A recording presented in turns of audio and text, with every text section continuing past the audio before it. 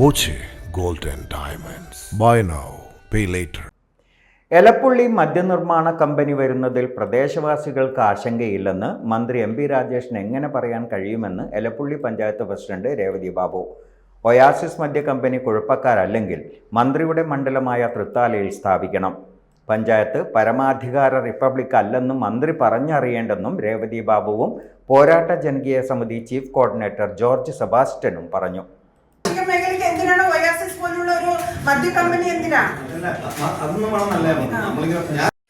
ഞങ്ങളെ സംബന്ധിച്ചിടത്തോളം മന്ത്രി നടത്തിയ പ്രസ്താവന അത് അദ്ദേഹത്തിൻ്റെ ഒരു വിവേകമില്ലായ്മയോ പക്വതയില്ലായ്മയോ എന്താണ് അതിനെ നിശ്ചയിക്കുന്നത് അറിയില്ല. ഏതായാലും അദ്ദേഹത്തിന് തലയിൽ ചെയ്യുന്നത് തൊപ്പി അദ്ദേഹം വെച്ചു എന്നതിനപ്പുറം എനിക്ക് പറയാം. ഞങ്ങൾ ഈ വിഷയത്തെ വളരെ പക്വതയോടെയാണ്. എലപ്പുള്ളിയിലെ നിർദ്ദിഷ്ട മദ്യനിർമ്മാണശാല അതിൻ്റെ പ്രവർത്തനത്തെ എന്ത് വില കൊടുത്തും ഈ സമിതി എലപ്പുള്ളി ജനങ്ങൾ ചെറുത്ത് തോൽപ്പിക്കും എന്നാണ് ഈ സമിതിയുടെ പേരിൽ എലപ്പുള്ളിയിലെ മുഴുവൻ ഭൂരിപക്ഷം വരുന്ന ജനങ്ങളുടെ പേരിൽ ഞങ്ങൾക്ക് ബഹുമാനപ്പെട്ട മന്ത്രി അടക്കമുള്ള ഭരണാധികാരികളെ ഓർമ്മിപ്പിക്കാനുള്ളത്.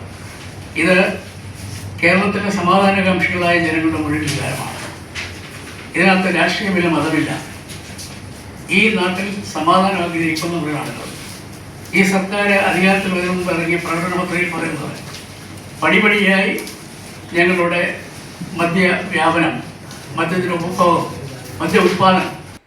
ബ്രൂവറി വിരുദ്ധ പോരാട്ടത്തിന് കേരളത്തിലെ മുഴുവൻ ക്രൈസ്തവ സഭകൾ, മദ്യവിരുദ്ധ സംഘടനകൾ, സാമൂഹിക സാംസ്കാരിക രാഷ്ട്രീയ മതസംഘടനകളുടെയും പിന്തുണയുണ്ടെന്നും ഇരുവരും പറഞ്ഞു. വാർത്താസമ്മേളനത്തിൽ സമിതി ഭാരവാഹികളായ S Sunilkumar, Santhosh Pallatheri, V Sivan, D Rameshan, P Thankachan എന്നിവരും പങ്കെടുത്തു.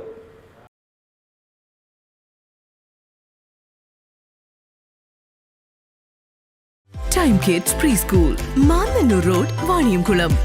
Dot view news. കാഴ്ചകളാണ് ലോകം, കണ്ടു തുടങ്ങുക.